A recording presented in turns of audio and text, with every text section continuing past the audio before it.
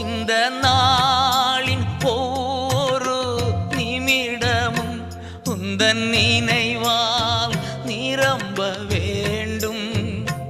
இந்த நாளின் ஒவ்வொரு நிமிடமும் உந்தன் நினைவால் நிரம்ப வேண்டும். என் வாயின் வார்த்தை எல்லாம் பிறர்காயம் ஆற்ற வேண்டும்.